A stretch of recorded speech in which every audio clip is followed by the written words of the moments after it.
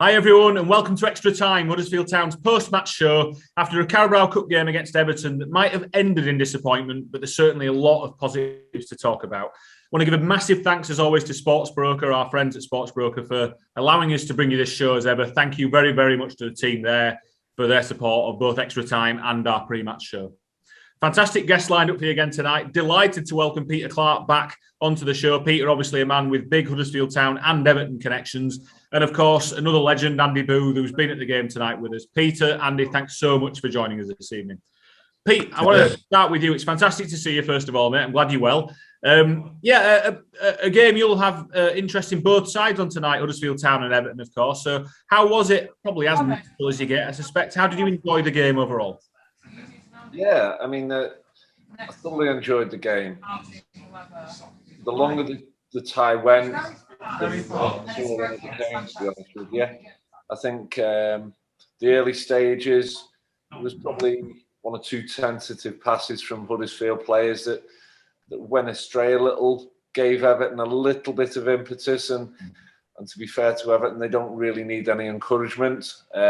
Thankfully, nothing really came of it, and I felt as the half wore on, Town grew into the game and were becoming the better side. Obviously, the goal it breaks out of midfield, and it's unfortunate for the back players of Town. They were caught between the devil and the deep blue sea. Do they keep retreating? Do they engage? And just as Pearson starts to engage, Tom Davies slips a really clever pass, and it's a really good finish. So they got the noses in front. Obviously, the goal was ruled out for offside, and then Town got a great equaliser, fantastic delivery, and a great header. And unfortunately, half time came and maybe stopped Town in the tracks a little bit, but. As I say, I thought as the contest wore on, Town certainly grew into it more and more. Absolutely. Booth, obviously there's been a lot of talk about us this season so far. We've come into this game on the back of two really good wins, but not at our fluent best going forward, I think it's fair to say. You know, we've done enough to win both games and defended fantastically. Tonight, I think the overall thoughts of everyone in the ground is that we saw some real attacking flair from Town against a really top quality side as well, which is encouraging. Yeah, definitely, Dave. Yeah, I think that's what we've been wanting into for the first few games. Yeah, the performances haven't been great. The results, the last two especially, has just been what we wanted, even though the performance wasn't there. And I think that's probably shows tonight. It just shows the confidence is building. When you're coming off two victories, it helps tremendously. And we played a strong Everton side tonight. They were a good side. They had some good players out there, and our lads were definitely equal to them. And they've got to take a lot of confidence to that, because I thought they were definitely, like I said, equal to them, but and deserved going into like penalties or maybe even winning the game. But as Peter said, a classy second goal, and that were like for me. You could tell it was a Premiership team. We're great ball through and a great finish. But we've got a lot to be proud of and a lot to take into Saturday's game, because I thought there were a lot of positives there from us tonight. I know a few players got the chance and they definitely took it. Absolutely. Pete, we've talked a lot on this show this season already about the set-piece deliveries of Sorba Thomas. And one of the things I've seen Town fans talking about is what an asset Gary Roberts' delivery was in the great Town team that you played in. And I know, you know, you've always been a good source of goals from centre-back, still are, of course, for Tranmere Rovers. How much would you enjoy getting on the end of Sorba's deliveries? Because that's his third assist of the season already in, I think, just 5 games. He's been a real source. All 4 of our centre-backs have now scored already. So is that the kind of delivery you'd thrive off? Yeah, you know, as the game wore on and I watched him the way he set himself up to take dead balls. It was almost like he was going through a checklist, tick boxes. Like, I've done this, I've done that. And he obviously has a little routine. It becomes habitual. And that's obviously plenty of practice on the training ground. But the fact that he he backs himself. He goes through this little ritual and the checklist. The delivery is on the money more often than not. And as a centre back, the sort of delivery that he's putting in there is just inviting to be attacked and makes it really difficult for goalkeepers to come. Opposition goalkeepers, I think the Everton's goalkeeper Begovic, he's a big imposing character who would like to command his area, but I think as we saw this evening, he wasn't able to do that because of the sheer quality of the delivery. Absolutely. Saying that, I must say, Asmir Begovic has made one of the best saves I've seen at the stadium tonight from Dwayne Holmes. That was an outstanding save. But I think you're quite right, Pete. And Boothie, as someone as well who made a lot of set pieces in the career, obviously one of your many strengths, we shouldn't, we talk about open play goals and things, but we've already seen that set piece goals are a real positive for us this season, aren't they? And it feels like it's almost come out of nowhere. It's been a little weakness of Town for a couple of seasons now, and to have that now in the plus column with some of the players we've got attacking these balls is a massive positive and progression from last year. Definitely, yeah. And like Pierce said, the balls that Sorba Thomas puts in are fantastic. And you were spot on. I said that tonight about Gary Roberts. The last person to put balls in like that were like Robbo, and he just put them on a sixpence, did Robbo. And as a centre forward, as a defender coming up for corners, it makes it so easy because you're going to be put in the right places. So you make your runs, and it might not be you this time, but another of these centre halves or centre forward have got a chance to get on the end of it. And I'd have absolutely loved being out there. And I think we've got some big lads, Naby Sarr, Matty Pearson, and they're just thriving on it. And it's a nightmare for defenders. As Peter, when lads 6'2", 6'3" are running and jumping at them when the balls are in the right place, the keeper's got no chance. So it's a massive positive. And I think you're right, Dave. The last 2 or 3 years of set pieces haven't been great, but they've turned it around this year. And it's nice to score goals from open play, and that's what you want to do. But when you've got set pieces, it can be a real danger, and teams will fear us from set pieces, and they won't want to give corners away, free kicks in the last 20, 30 yards, because they know there's a chance for scoring. Absolutely. I didn't intend this to turn into the Gary Roberts fan club meeting, by the way, but that's just how things are panning out. Boothie, I'll stay with you if I can. Carlos Corberán made 6 changes tonight. I don't think it was a weak side we put out by any stretch. We've talked about squad depth this season and that the recruitment has tried to add depth to it. Can I ask you if there's any players that perhaps you haven't seen loads of coming into tonight that caught your eye? Yeah. Obviously, the lad from Norwich, I can't remember his name. And it's Daniel Sinani. Thank you for pronouncing that. I just didn't want to pronounce it, to be honest. But very, very impressed with it, with him. Vallejo, obviously, I saw him a lot last year, and I liked him a lot last year. And it's difficult because I think when you've got him or Oggy playing that role, you can't have both of them. But I thought he impressed tonight, and I liked what I saw there. And there were a lot of pluses, and it gives Carlos a headache on Saturday because these lads playing tonight have definitely pushed the claim to play on Saturday, and there's no reason why they shouldn't.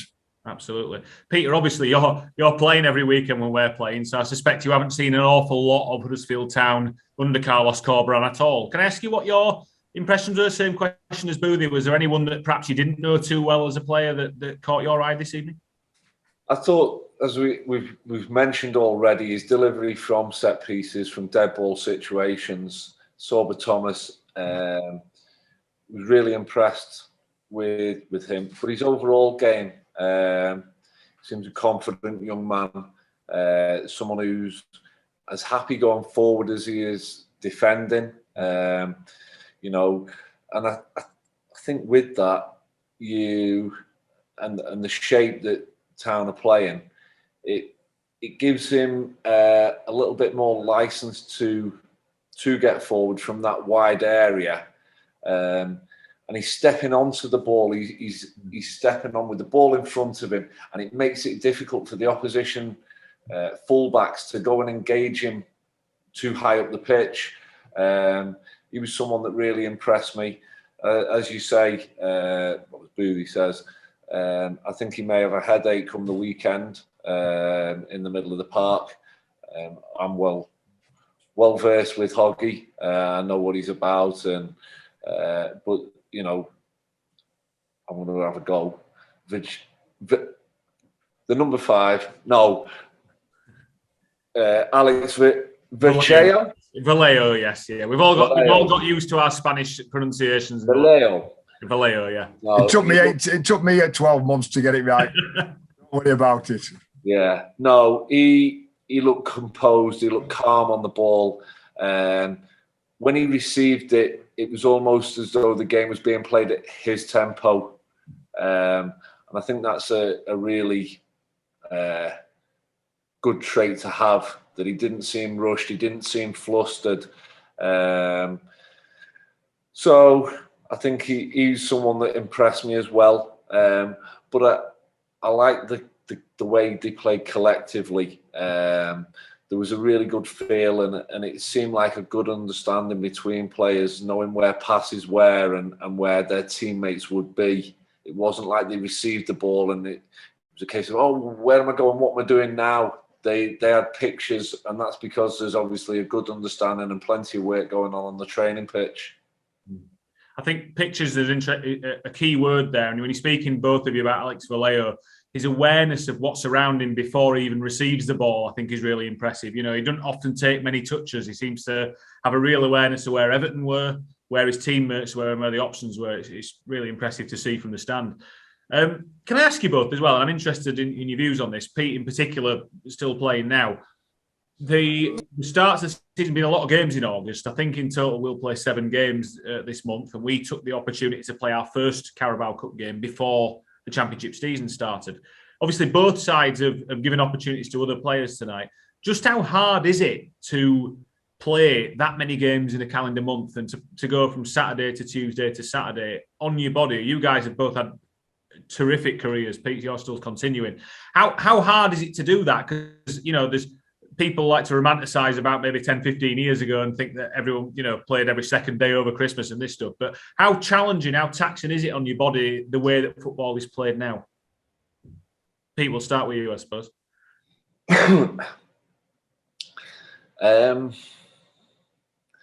I was fortunate enough to play 50-odd games last year, every minute of every league game. And that was condensed. We played those games in a month less than a season you would do normally. So from January to the 24th of April, the beginning of January to the 24th of April, we played every Saturday and every Tuesday.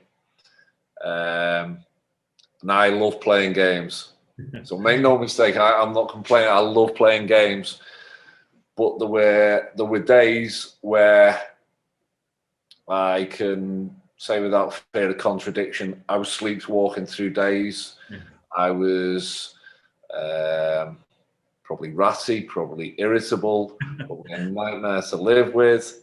The major emphasis turns to recovery strategies, your nutrition, your hydration, how well you do those things is probably the key to being able to play Saturday and then go again on the Tuesday. You don't need an awful lot of training. The key is the recovery, whether it's ice baths, whether it's cryo chambers, whether it's water treadmills, whether it's soft tissue massage, whether it's recovery pumps that you slip your legs in and they fill with air, and it's to get rid of the lactic acid. So those strategies were key, and I'm sure that's the same for the lads at Town. Well, he didn't mention cherry and eggs there, Boo, so I'm at a complete loss as to what's best. I've got to admit, it's completely changed for when I came. Obviously ice baths had just started coming in when I was finishing. But we used to say, it seems, hot baths for us. It were have a hot bath after game, next morning, a hot bath, and obviously now you know that's the worst thing for us. And I can remember towards the end of my career, and I don't know how Peters does it. Like, I'm not saying at his age now, but for him to still be playing, he's doing absolutely fantastic. But I was struggling to play on a Saturday. I still had the stiffness on a Tuesday. I was struggling. It started taking me till like Wednesday to recover from a game on a Saturday. And that's when I knew my career was starting to come to an end. So when you're playing Saturday, Tuesday, when I was 33, 34, I was really struggling. I've got to admit, and I weren't recovering. So on a Tuesday night, I'll hold my hand up. I weren't at my best because I was still recovering from Saturday's game. But you look at what they've got on hand now, and they know the nutrition. They know they've got all the soft tissue massages. They've got everything for them. So they'll be ready again. It is tough, but like Peter says, you'd rather be playing games. You'd rather be playing games than training. So the more games you play, the better. But you've got to recover as well. And they're a different breed now to when we didn't know about nutrition or hydration and all that. We just, silly it seems, we'd have gone to a players' bar after tonight, probably 3 or 4 pints, getting ready for Saturday, talking about the game, and that's the worst. Again, that's the worst thing to do. So the game's moved on. The lads will start feeling tired, and when it comes to slowing down a bit, I know the international break's soon, so that's when you take a rest and recover, and then get ready for the next part of the season. For all, you're right, Boothie, and the advances in that area have been significant. I think it's fair to say, Pete, and you'll know this, to be playing 50 games at any level when you're 39 years old is credit to you and everything that you must be doing to do that right. So fair play, mate. It's irregular, as you know. Peter don't look any different to when I used to play against him at Blackpool. We had some battles, didn't we, Clarke? You don't look any different, I don't know. And then we'd go back 20 years easy. Well, over 20 years. Yeah, as I said to Dave, Dave doesn't look like his age. Neither do you. You still look bright, happy, cheerful. You don't look a day older than the day you retired. I'll take that, Clarke. Apart from losing a bit more hair, I'll take that. I tell you what, it must have been that you've had that weight lifted off your shoulders, carrying everyone for so long, mate. I didn't want to say that, but I think that's what it is. Yeah. You've said it in the office, though, Peter. Don't worry, everyone knows. That's fine. Do you know what, Clarke? Once you're retired, I've been retired 13 years now. I'm a better player now than I ever was when I played. To get my boots back on, my God, when I was playing. Yeah, absolutely. No, can I ask you as well? Just to off, I'm conscious of the time. The easy assumption to make now, we've seen some good stuff from Town tonight. We've got Reading at home on Saturday in the Sky Bet Championship, who've had a difficult start to the league, no doubt. And the easy assumption now is just to think, just take what you've done tonight into Saturday. And, in terms of the attacking play and the patterns that we've talked about, it goes without saying it's not that straightforward, is it? And often your best plans can go to waste depending on what the opposition do. Everton play a certain way. Reading will surely play a different way. I haven't seen Reading this season, so I'm extrapolating a bit. But it's maybe an easy assumption for us on the sidelines to watch. But how much, having said all that, Pete, Andy, do you think you can take as a team when you've been beaten, but in the cold light of day, you've done a lot right? How much confidence in the methods that you have, in what you're doing, can you then take into the next game? Is it as straightforward as it would seem to the non-player? Andy, we'll start with you. Yeah, you spot on there. I think the word you said there is confidence. They'll take a lot of confidence out of today's game. They'll take a lot of confidence out of the 6 points in the last 2 games. So they've got that momentum. We didn't get the victory we wanted today, but we'll take it into Saturday. And you're right. People then will be thinking, well, hang on, we did it against a strong Everton side on Tuesday. Why can't we take it to Reading?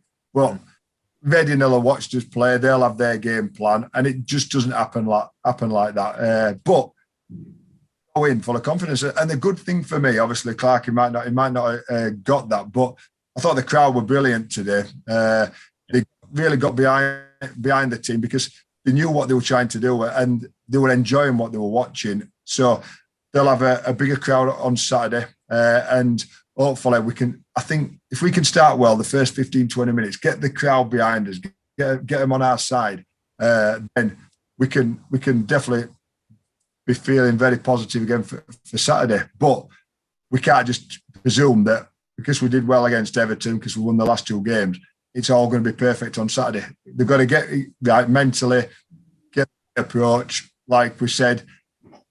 the feet up, have a few days rest, and then prepare mentally for Saturday, because it will be a tough game. Absolutely. Pete, I think just to add to that as well, and this is a qualities you had in abundance, and you still do, I'm sure, is heart and desire, and it goes a long way with Town fans if you show you're putting a shift in for the shirt. And I think that you could see that again tonight, couldn't you? There's a lot of confidence in each other, a lot of working hard for each other, and that will take you a long, long way with these supporters. And like Boothie said, if you show those qualities, they will respond to you, won't they? Oh, of course. I mean, I love playing for Town and the supporters, and there's been far better players have played for Town before me, after me, and there will be. But what I did, I left everything I had out on the green stuff, and hopefully that was something that maybe endeared me to one or two of the Town fans. I don't think the game's changed massively, but in some respects it shouldn't have changed at all. And those things that we talked about there, and I now call them the three things: the running about, the working hard, the competing, the desire. Those things are non-negotiable to me, and should be done to the best of your ability. You can have, as a defender, you can have a nightmare day where you slip on your backside, you can't pass water, you can't do anything. Striker, miss open goals, can't control the ball. But if you work hard and you do the very best you can, then Town fans will back you regardless. And Boothie said he didn't know whether I was aware because I was watching it through the iFollow. No, the fans were terrific, and you could see that. Well, you could hear them getting behind the lads, and it's fantastic as a player when they're getting behind you. But sometimes, on the flip side, the crowd need lifting as well. And like Boothie alluded to there, the first 10-15 minutes of Saturday's game is going to be vital, because there's been a couple of wins. There's been a really positive performance this evening against a really good Premier League side. Yes, they've made changes, but there's plenty of top class players in that side and international footballers.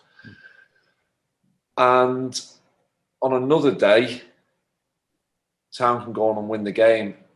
And in a bizarre kind of way, I think the sending off actually helped Everton, because when Benitez has got his back to the wall, he's very good at getting his team to be solid, difficult to break down. And that's what kind of happened after the sending off. But no, if the lads can take what they've done tonight in the last couple of games into Saturday and start the game well with impetus and on the front foot and taking the game to Reading, that will in turn get the fans excited. They will then start to make plenty of noise, get behind the lads. So, like I say, it's double-edged. Sometimes the fans need something to get them going. And hopefully a quick start to the game will be what everyone wants, and hopefully that will prove to be beneficial on Saturday. Absolutely. I think that's a great place to finish as well. Let's move on to Saturday, guys. Thank you so much for joining us. Not the result we wanted tonight from a Huddersfield Town perspective, but lots of encouragement from the performance. Peter, thanks so much for joining us. It's great to see you again. All the very best at Scunthorpe at the weekend. Tranmere keeping clean sheets for fun at the moment, which is no surprise, Pete, given you're playing. So all the best. We're all rooting for you. Boothie, as ever, thanks for joining us, mate. It's great to have you on the show all the time. So thanks very, very much, fellas. Massive thanks to Sportsbroker again for making this show possible. Your support is really appreciated by us all at the club. Just a reminder, Town fans, tickets are on sale for Reading at the John Smith Stadium on Saturday, 3 p.m. Please visit htafc.com/tickets, and we look forward to seeing you at the stadium on Saturday. Thanks for joining us.